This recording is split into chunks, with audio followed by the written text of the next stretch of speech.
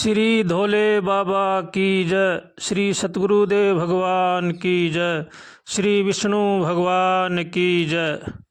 श्री धोले बाबा एक बात को बार बार दोहराते थे, रे मन भली न कर सके तो बुरी करण क्यों जाए, अमृत फल मिलता नहीं तो विष काहे को खाए।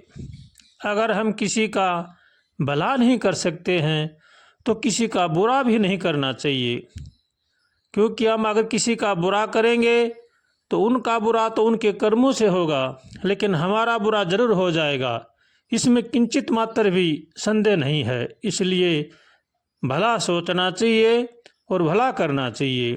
अगर हम किसी का भला करेंगे, किसी का भला सोचेंगे तो हमारा जीवन सफल बनेगा, और अगर हम किसी का बुरा करेंगे, बुरा सोचेंगे तो हमारा पतन निश्चित है। इससे हमें कोई भी नहीं बचा सकता।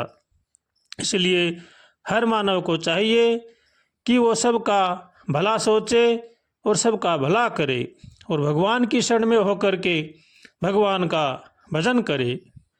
हमें मानव देह मिला है, मनुष्य जन्म मिला है, ये बड़े ही सौभाग्य की बात है। बड़े ही हमारे पुण्य कर्म इकट्ठे हुए हैं, तब हमें मनुष्य योनि मिली है। ये देवताओं को भी दुर्लभ है। और मनुष्य योनि को पाकर के अगर हम सत्कर्म नहीं करते हैं, धर्म की राह पर नहीं चलते हैं, तो हमारे से अभागा और कोई नहीं होगा। इसलिए हर मानव को चाहिए कि वो भगवान का भजन करे, सत्कर्म करे और अपने कुटुंब परिवार का पालन पोषण नेक कमाई से करे।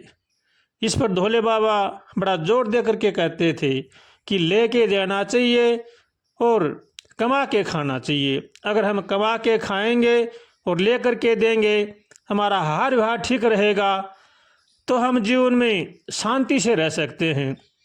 अगर हमारा हार व्यवहार ठीक नहीं है, कमा कर नहीं खाते हैं, लेकर नहीं देते हैं, तो हमें कहीं भी शांति नहीं मिलेगी। इसलिए जो जीवन में शांति चाहता है उनको चाहिए कि वो कमा करके खाएं, ले करके देवें, अपना हार व्यवहार ठीक रखें और अपने जीवन की गाड़ी भगवान के हवाले सौंप करके चलाते रहें, तो जीवन में आनंद ही आनंद है।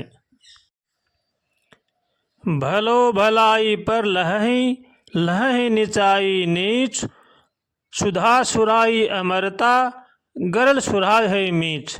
भला आदमी भलाई ही ग्रहण करता है और नीच आदमी नीचता को ही ग्रहण किए रहता है।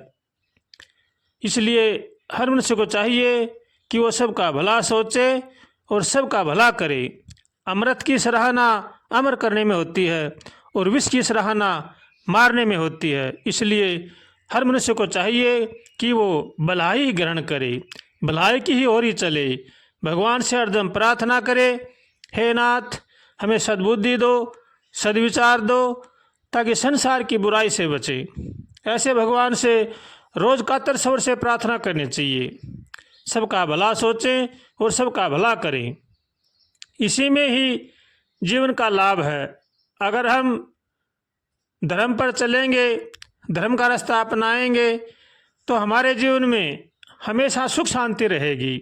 अगर हम चोरीबाजी करेंगे, ठगाबाजी करेंगे, किसी के साथ छल कपट करेंगे, तो हमारे मन में अशांति बनी रहेगी। इसलिए अपने जीवन में जो सुख शांति चाहता है उनको चाहिए कि दूसरों को सुख देवे, दूसरों का भला सोचें और दूसरों का भला करें, तो हमारे जीवन में अपने आप ही सुख शांति का वातावरण बना रहेगा। इसलिए हर मानव को चाहिए कि वो भगवान की शरण में रह करके अपना काम करे, अपने परिवार का पालन पोषण नेक कमाई से करे, किसी का धन नहीं हड़पे, किसी के साथ विश्वासघात नहीं करे, किसी को धोखा नहीं दे।